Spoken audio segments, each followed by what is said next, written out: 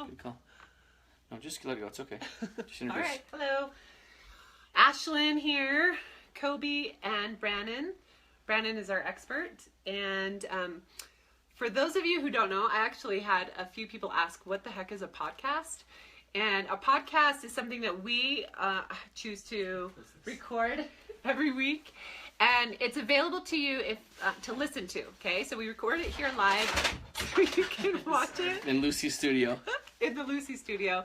But Brandon has created a real studio at his office that we will be soon recording at. But this is an opportunity for you guys that maybe aren't on social media or have a spouse that's not on social media to listen without dealing with social media. So I listen to podcasts every single day. It's that opportunity to listen to some uplifting personal development. So today we're going to start. We're a little bit more sophisticated because we got more of an angle because we repositioned the ironing board. So that way we're not like scrunched in and we're not anyways straining to get into the picture. So you guys will see a little more of us. But anyways, anything else, guys? No, we're ready. Okay, so part 2 of denial. We're going to talk, last time we talked about denial for the addict and how denial is the addict's best friend. Totally. So let's talk about denial for the betrayed and how that plays itself out. And it definitely, denial can step up and help a spouse avoid pain. But the problem is it causes more suffering by staying in denial. So That's interesting. yeah. So, and Ashlynn, I'll ask you to speak to this in a second, but I've run a lot of groups where I'm the first contact for a person who's dealing with this issue. And so they'll come into a group, and oftentimes a wife will come in and she'll sit down, and as soon as I start talking, or as soon as I ask them to just kind of introduce themselves or check in, they just start crying. They just start, the emotions just start coming out. And it's an interesting thing because a lot of these women who come in, they've been in denial for a long time, and all of a sudden there's a therapist standing in front of them talking to them about the problem. Yeah. And it's scary and it's painful, and so everything starts coming up and coming out. So interesting. Yeah. So Ashlynn, for you, how was it with dealing with the betrayal, and did you feel like you used denial to avoid the pain of it? Yes. Yeah. For most of our marriage, 14, 15 years. Yeah. Yeah. And it was just that numbing feeling. And I think I've talked about this before when we went to our second or third therapist that we tried. Oh, man. She would say, Ashlynn, what do you feel when Coby says this? What do you feel? And I'm like, I have no idea. I could not connect with what I was feeling because I was so numbed out. Like, this is not my life. Like, my life's over here in this happy bubble that it's in my fake reality. Mm-hmm. I think you say that numbing feeling. Mm-hmm. That numbing feeling is a feeling of just like, of nothing. I don't feel emotion. It really was. Right? It was strange. Right. But when you allowed yourself to feel emotion, what did you feel? When you faced the reality of the betrayal, what did you feel?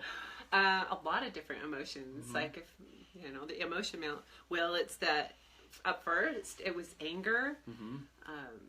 I wasn't enough. Like, what's wrong with me? A lot of stuff came back on me. Like, what am I doing wrong? Uh-huh. I just felt a lot of, it was kind of both. The anger and stuff was towards Coby, but then it was this deep hopelessness for myself. Uh-huh. Because, you know, if I'm this way with him, like, I'm going to be that way with anyone. You know, It must be me. Right. So I'm hearing anger. I'm hearing shame. Totally. Right. I mean, you're talking about some painful stuff. Yeah. So there's a reason why you were just shut down and not wanting to go there and not wanting to face it. Right. And saying it's your problem. If you're going to do something, it's going to be you. Right. Right. Now, Coby, you had 2 affairs, right? Mm-hmm. The first affair came, and how did you handle that, Ashlynn? Oh man, the deck was totally stacked against Not you. ideally. I mean, careful there. Let's call, sorry. So Coby got caught, and so he told me, and it was very, like, we went to our religious leader and went to a therapist, and it was basically I was told, like, just be okay with this, kind of get over it, because he's moved on, he's agreed that he's going to set some boundaries, and it's really not that big of a deal, because it was an emotional affair at first. Okay, so do you hear the denial there? The minimization? Oh, absolutely. And notice what happened. Like, you went to a bishop, you talked to other people, and they jumped in there and said, yeah, believe this denial. Like, okay, it was just an emotional affair. You weren't having sex, right? Correct. And so it's easy to go to this place of it's not that painful. It's not, Oh, it was easy, and like, I went there and I set up camp. Like, I defended that place. Like, and then I was over there going, wait, but it does, like, I feel really hurt still, and I would have this anger, but I was very confused. Like, I don't know why I act the way that I do to him. Right, but what's the point of that emotion, Ashlynn? Like, why did you still have feelings of anger and disconnection? And... The denial. Nothing was resolved. It was just, be done with this. Right, but those emotions were there. The emotions weren't the denial. The emotions were there saying, this is a big deal. You need to protect yourself. This is painful. And then you had other people and yourself saying, no, you don't. You need to smile and be okay. No one needs to know. No one needs to know. Let's go underground with this. And what I imagine happened is it led to some resentment and isolation and loneliness in the marriage. Yeah. Yeah. It was pretty ridiculous. And looking back on it, I remember Ashlynn saying for like years after that, like at certain points, like, and when we started specialized therapy too, our third therapist and then specialized therapy, which was our fourth attempt at therapy. Yeah, exactly. She would bring that up, like, yeah, but you had this emotional fear. We've never dealt with it. And I was like, no. Everybody said, like... That was so long ago. I have repented. Yeah. It was complete rubbish. But it was really just my way of just circumventing that conversation. But it was still very real for Ashlynn. Right. I mean, if you look up, there's a guy by the name of Omar Minwala. It's a weird name. But he came up with a list of, it's called multidimensional trauma that a spouse experiences when they experience betrayal and when they're dealing with sex addiction.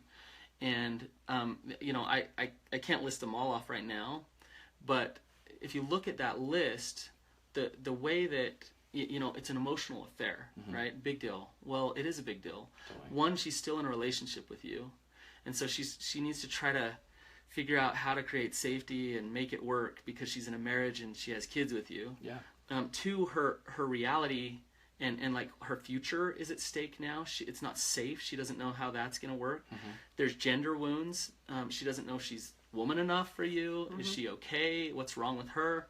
There's sexual wounds there. And I could go on and on, all of the different ways that betrayal, whether you had sex with that woman or not, totally, it affected her, right? Completely. And I'm not saying this so that Ashlynn, you can say, yeah, see, I'm a victim of him. Right. But just to understand what she actually was going through.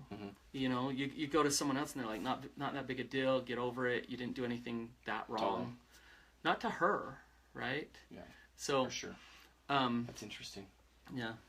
So a wife will, or a spouse, they will use all the same forms of denial that an addict will. They'll minimize the issue and they'll say, it's really not that big a deal. I just need to be nicer and we'll get over this, right? So that's minimizing it. They'll compartmentalize their life. They'll get really busy. Fixing your life.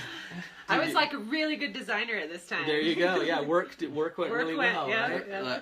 Like to the point where she was like national semifinalist in like multiple design contests. And 1 year she won a national design contest because she was just like, and just before we had kids too. Right. She was just like all in. Right. Because I wasn't all in. You were avoiding. You were avoiding the painful part of your life. Sure. That's interesting. Yeah. So you'll shift it. That's two forms of denial. It's compartmentalizing and it's creating a distraction. Yeah. We call it. Okay. You'll justify behaviors. You'll justify things like totally disconnecting and treating him like crap and being a total jerk to him. You'll also justify having sex with him. Like, I don't want to, I don't feel like it, but I have to because I'm not facing the reality of where our relationship is at. Yeah. Right? So you'll be caught up in that denial and not facing what really is. That's like insult to injury. Oh, right? Yeah. That's like horrific. Yeah. Yeah, where she feels like forced, but she's rationalizing her way into it because she has to, because she's in denial about how she really feels. Yeah. So when someone's in denial for a long time, the denial protects them from the pain of the reality, right? But the consequences of staying in denial for a long time, I mean, what are those consequences? Or what did you see with you guys? Well, we were just disconnected. It led to, there was a span, how many years in between the first and second? Affairs. 6? 2006, 2013, so like 7 years. Yeah, so it was, we were happy enough. It was that like survival mode, I guess you would say. Uh-huh. And there really wasn't that connection for us. And also too, what's interesting about that is we had both of our kids, both of our girls in between those years. And so to add to illustrate what distraction was, totally. And we had, and in that time too, we also had like major, like we lost like 6 family members in like 18 months. Like Ashlynn lost her job because the economy took a total dive. I lost my job as well. I grew myself out of a role at work. So you guys had some pain to work through. We had lots. Totally, right? And so in as much as so that distraction, honestly was at the bottom of, and as silly as that is, it really was the bottom of the list. Right. Because we'd already lived at the bottom of the list for so long. Right. So just stay in denial there. Yeah. Right. And you know what? Maybe it served you for a while. Like you needed to just kind of be in denial about that for a little while. Yeah. But then it led into complete disconnection to the between point you of guys. the second affair. Yeah. To be sure. Yeah. And maybe that second affair had something to do with your guys' disconnection. Not to blame it on anything, but you guys were totally disconnected. You were in denial. You weren't working through things together. For sure. Right? For sure.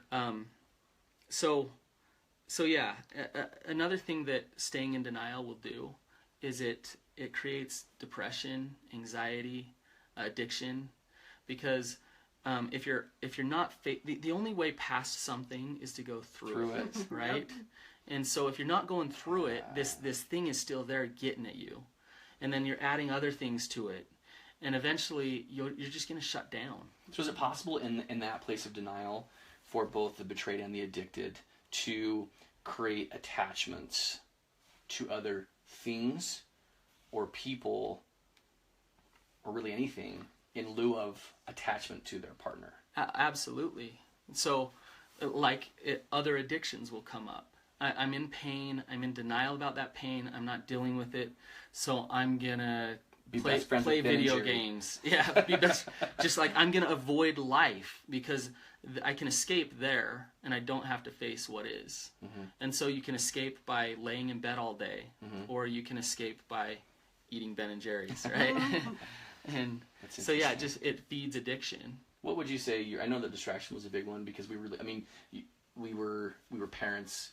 So in that season between those two affairs, we had both the girls. We dealt with a lot of personal issues and stuff, loss and so forth with everything that we knew. But actually that was a time in Idaho Falls where you started like the ladies' activity club, which is pretty interesting. Yeah. But how else would you say you did you? I read a lot, which is like you go into that other world. I read a lot of like romance novels, which is silly, but it would like, oh, this is my happy life when I'm in this book, and I don't read them anymore. That's funny. That is interesting. Yeah, I used it's an to escape. Read. Yeah, totally escape. Interesting. Well, I read more than 2. Actually, now I think about it. I was also traveling, but I read more than 2. Yeah. You know, it's interesting. I don't know if our audience can feel this, but as we talk about your denial, Ashlynn, I can feel the emotion there a little bit, and the pain there a little bit, and that's what it's like to get out of denial. It's there's a reality here, and when I look at that reality, it's hard, right, and it's painful, but it's so much better to be able to hold that and to look at it so that you can move forward. Right. And if you get out of that denial and you face it and you work through that, then what happens?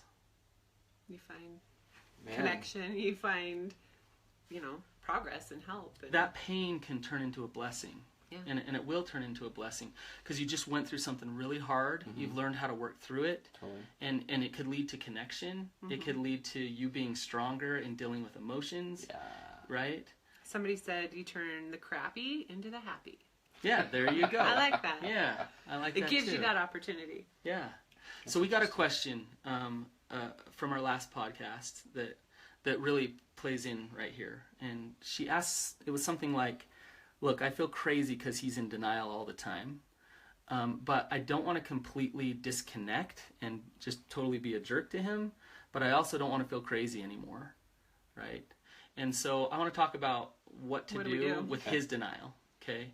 So for the betrayed, when he's in denial and you just can't connect to him because he's minimizing, justifying, rationalizing, everything-izing there is to do, right? That's totally me. That was totally me. Yeah. What do you do? So most people will fight. Most people go into drama and just like get defensive and try to prove to him how crazy he is and wrong he is, and what that will do is push him further from you and push him further into denial, right? And so first thing is you need to have your own boundaries in place. Boundaries are so important. But if you have your own boundaries in place, then you can actually hold his pain for the reason why he's in that denial. And this is, you guys, this is advanced recovery for the betrayed. Okay? Sounds like it takes like an enormous amount of mindfulness. It would take mindfulness. It takes vulnerability, empathy. So think about it. He's going crazy, and he's doing all these crazy things in his addiction. Whether he knows it or not. Whether he knows it or not. Okay. Why?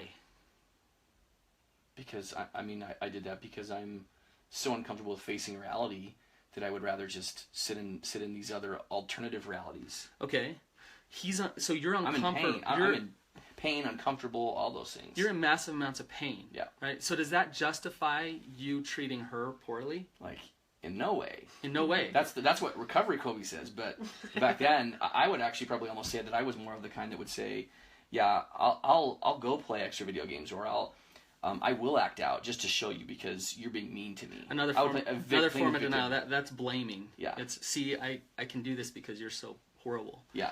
But okay, so it doesn't justify you treating her poorly. In no way. Right? But yet you can still connect to, he's doing all this because he's in pain. Mm-hmm. There's a reason why he's doing this.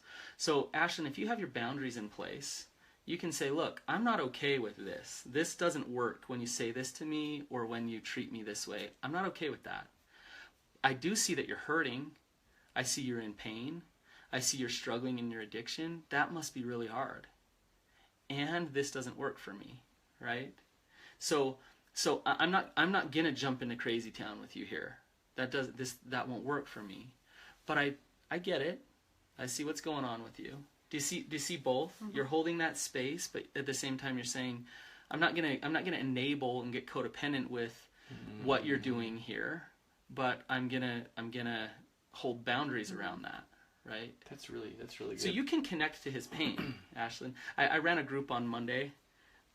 It was a women's group. There's 9 women there, and we talked about validating and connecting to his pain, and these women, some of them wanted to like punch me in the face because they're like, "Are you kidding me?" This is really stretching the betrayed. Oh, it's stretching them far, yeah. And so we talked about why that's so scary. Well, he's in denial. He's going to hurt me, and the truth is, one of the examples we gave, which was silly, but I was saying you could empathize with Hitler. Now Hitler's crazy, right, and he's hurtful, and if you have boundaries and you know he can't get to you in certain ways, you can understand why he's so crazy and hurtful and harmful. Mm-hmm. And you can hold that space, and not to compare all addicts to Hitler. Sorry, guys, that's not what I'm trying to do at all. Yeah. But if he's in a lot of denial, you can empathize with the reasons why, right? And you can hold that space for him. So, well, and I think this may be totally off topic, but I felt this way, and a lot of the women I've talked to in betrayal trauma, it's like it's a hard boundary to say, I'm going to feel empathy for you and hold that space, but I also feel like if I do that, it's showing that I don't care and that this is okay. Like, I want to punish you. I want to give license and title. And so I feel like that was really like fence I had to cross and say, I'm okay with this. Like, this is how I'm going to do it. But here's one thing you can do is you can say, now if you're educated about denial and you see what he's doing, then you can say, look, I'm not okay with you lying to me. Like, you're rationalizing and justifying and all this. Yeah. But if you want to open up to me and get vulnerable about how you're feeling, I'm here for you. Right. Right? So I'm here, but I'm not going to listen to denial land over here, The crazy same town. thing, yeah. Right? So it's really hard, Ashlynn, to find that place to do that. So Interesting. The crazy town, I want to talk about that a little bit. We call it crazy making for the betrayed. When the addict is in a lot of denial, the betrayed gets to a point sometimes where they don't know what is up and what is down and sideways, and they're trying to make sense of it all. What's happening in my marriage and my life? And he tells me one thing, but he's doing another. And when I'm nice, he's mean, and when I'm mean, he's overly nice. I mean, chaos. It's chaos. It is. Yeah. It's confusing. Yeah. And so I just want to say, if you're feeling that way, that's common, but there's probably a lot of denial going on, and just recognize that. And there's probably some things going on behind the scenes that you don't know about that need to be addressed. And you can step out of that and just say, whether you're justified or not, and saying, I feel crazy, you don't have to have the facts. You can just say, I feel crazy, something's not working. Yeah. We need to address this in some way. Yeah. Right? I like that. That's really good. That's really good. Right. Any other thoughts, Ash, on this? And not only in your own perspective, but anything that stands out from communication, emails, messages, whatever, from the betrayed. Nope. I think this is super good, and I think it's important to I guess being the recovering addict, speaking to the betrayed. I think the biggest difference for us in getting to where you're talking about, what we've discussed today, is having the right kind of specialized help, and whether or not your partner is ready, the addicted is ready to actually take the steps. You can actually learn this. As much as it's going to suck, it's possible for you with the right kind of specialized help to get there. Right. And just know that it's possible, because, I mean, we did it. I've worked with women whose husbands are as far as they can go in their sex addiction, and they are they've accepted it. And when I say that, what I mean is they're not in denial about their husband's addiction. They've accepted it, but they have their boundaries. They're safe, and they're so powerful because they're grounded in reality. They're helping other women. They're sponsoring other women. They're talking openly about cool. the ways that they've dealt with the pain that they've gone through. Yeah. And it's awesome. But in order for them to get there, they've had to go through that pain, and they've had to face that deal with that denial. So wow. Yeah. Well, this has been awesome, and appreciate you guys being here with us, whether you're watching, whether you're listening. This has been tremendous. So can I add a couple things? Yeah, please. Check out our website. It's not the Betrayed Addicted Expert. It's betrayedaddictedexpert.com. Okay. And then I'm running a retreat in Alaska the end of June. Check out our website. Men's retreat. A men's retreat for men. Totally excited about that. I'm going to go with. Coby's going to come. This is pretty exciting. Yes, he is. Jumping it's pretty on board. exciting, actually. So. And in truth, though, I'm excited about this because there's because I have tackled this layer, right, of addiction for me, and my shame resilience is very high, and I've really worked hard on my skill set, does not mean that I'm squared away in other parts of life, right. To be sure. And this is one of the reasons why I'm going to go, because I'm looking at this really as a selfish reason, if you will, to continue to work on me. Yeah. Well, and it just happens to be in Alaska, too. You know what?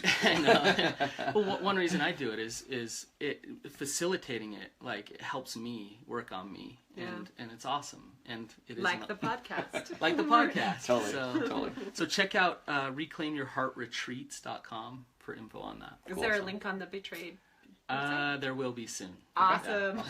Very cool. All right.